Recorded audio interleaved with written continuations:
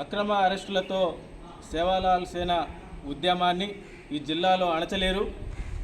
ఇవాళ తెలంగాణ రాష్ట్రంలో లంబాడ బిడ్డలకు జరుగుతున్న అన్యాయాల మీద కాంగ్రెస్ పార్టీ యొక్క మేనిఫెస్టోలో గిరిజనులకు ఎన్నో అవకాశాలు కల్పిస్తామని చెప్పి ఇవాళ ఏది కూడా కల్పించకుండా లంబాడీలకు రావాల్సినటువంటి మంత్రి పదవిని కూడా దాదాపు 2 సంవత్సరాలు గడుస్తున్నప్పటికీ ఈనాటికి ఇవ్వకపోవడం చాలా దారుణమైనటువంటి విషయం. ఇవాళ తెలంగాణ రాష్ట్ర ముఖ్యమంత్రి వారు ఆనాడు ఒక ప్రెస్ మీట్లో చెప్తా ఉన్నారు, లంబాడీ బిడ్డల వల్లే ఈ తెలంగాణ రాష్ట్రంలో మనం అధికారంలో రాగలిగామనేసి. కానీ ఈనాటికి తెలంగాణ రాష్ట్ర ప్రభుత్వం లంబాడాలను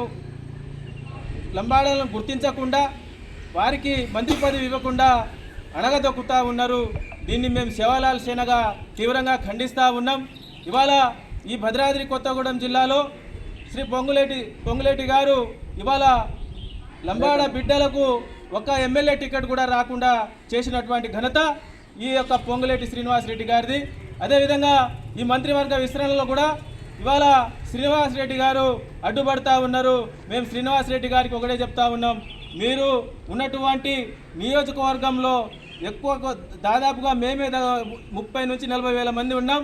కానీ మీరు మా లంబాడ బిడ్డల జోలికి లంబాడాలను అణగదొక్కాలని చూస్తున్నారు. మీరు కనుక ఆ విధంగా ప్రయత్నాలు చేస్తూ ఉంటే ఈ రాష్ట్రంలో ఉన్నటువంటి లంబాడ బిడ్డలు ఊరుకోరనేసి మీకు చెప్తా ఉన్నాం. కాబట్టి మేము తక్షణమే ఈ రాష్ట్రంలో ఉన్నటువంటి లంబాడ బిడ్డలను గుర్తించి మంత్రివర్గ విస్తరణలో చోటు కల్పించాలనేసి మేము సేవాలాల్ సేనగా డిమాండ్ చేస్తూ ఉన్నాం. లేని పక్షంలో ఈ తెలంగాణ రాష్ట్రంలో సేవాలాల్ సేన ఆధ్వర్యంలో దశల వారీగా ఉద్యమాలు చేస్తూ రేవంత్ రెడ్డి గారిని సచివాలయంలో ముట్టడిస్తామనేసి చెప్పి మేము హెచ్చరిస్తా ఉన్నాం. జై సేవాలాల్ సేన, జై సేవాలాల్ సేన, జై సేవాలాల్ సేన, జై సేవాలాల్ సేన.